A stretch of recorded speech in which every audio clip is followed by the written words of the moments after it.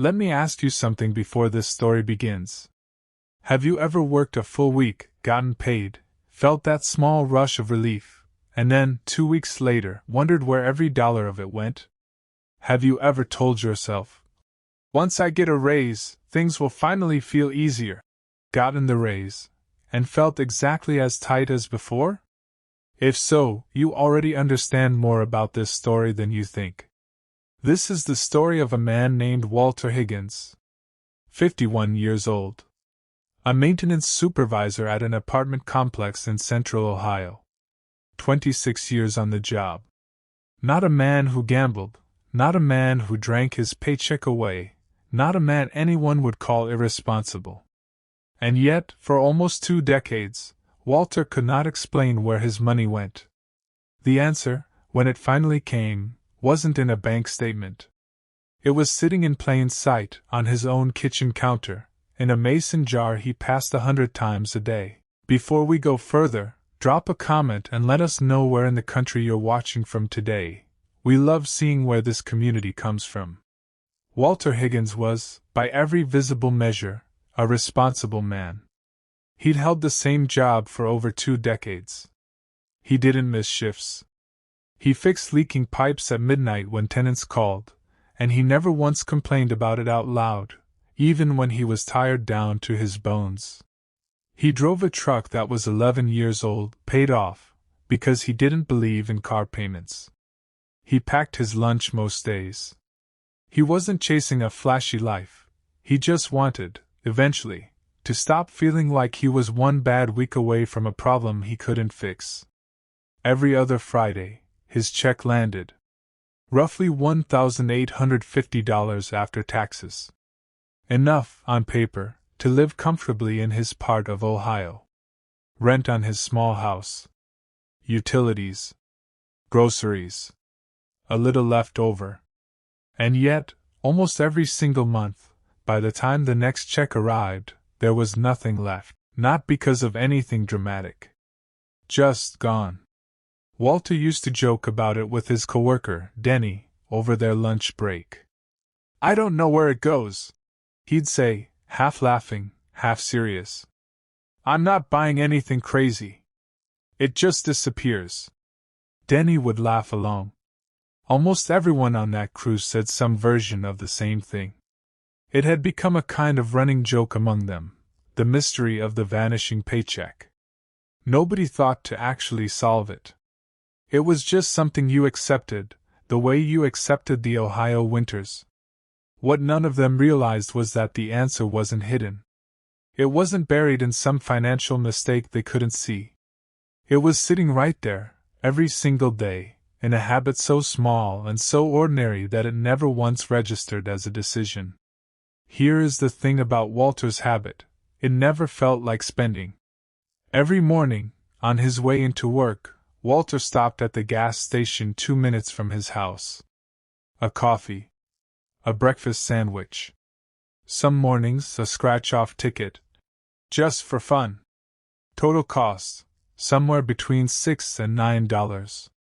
It wasn't a splurge. It was routine. Same gas station, same order, almost every single weekday for years.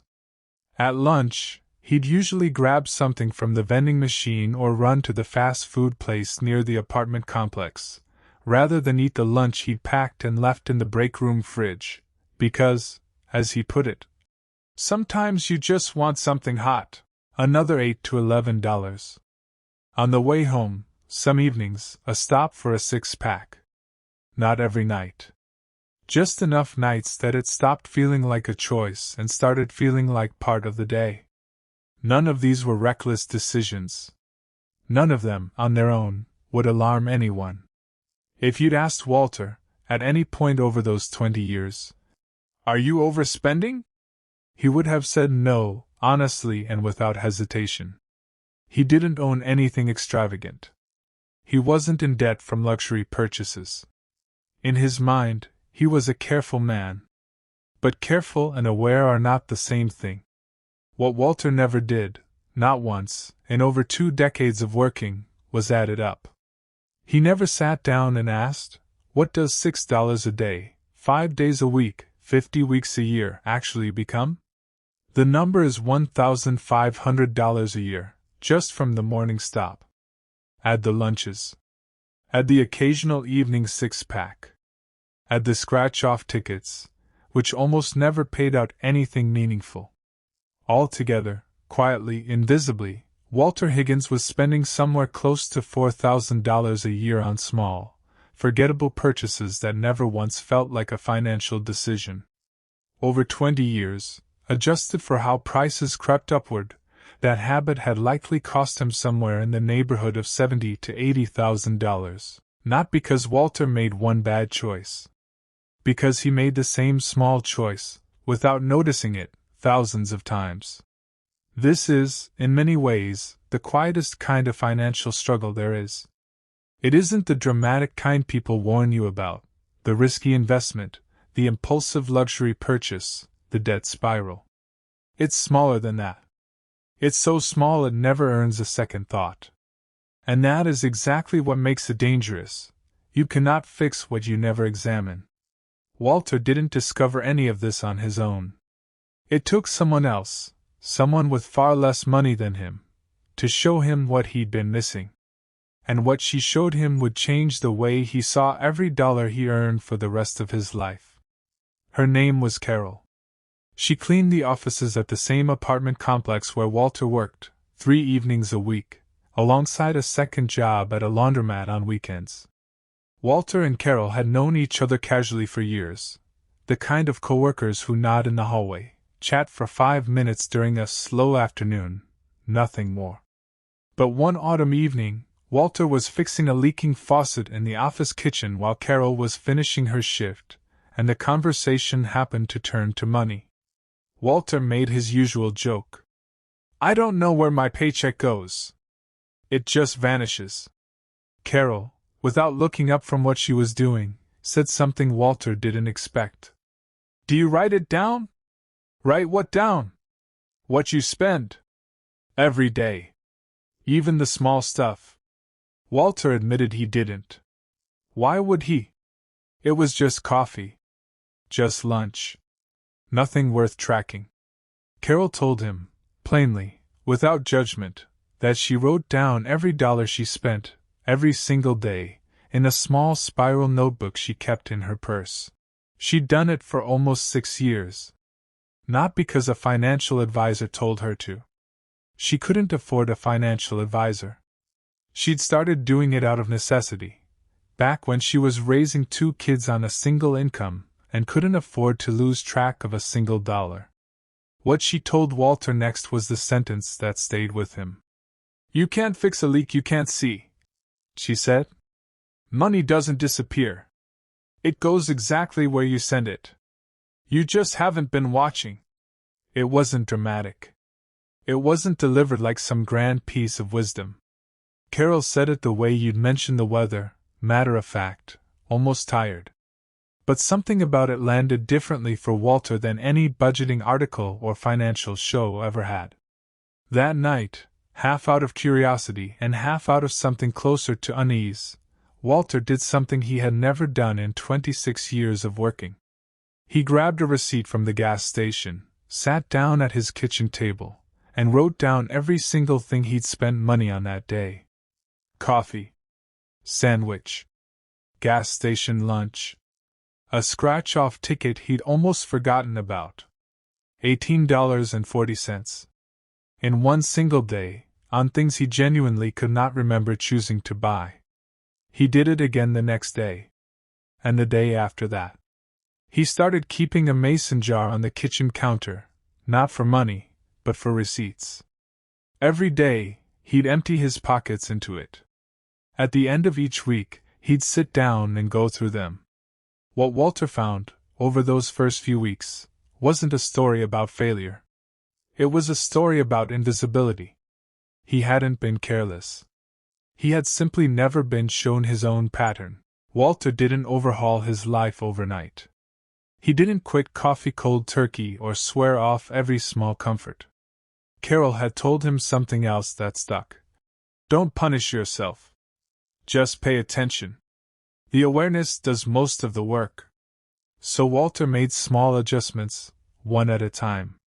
He started brewing coffee at home and bringing it in a thermos, not because he hated gas station coffee, but because 40 seconds of effort saved him roughly $4 a day.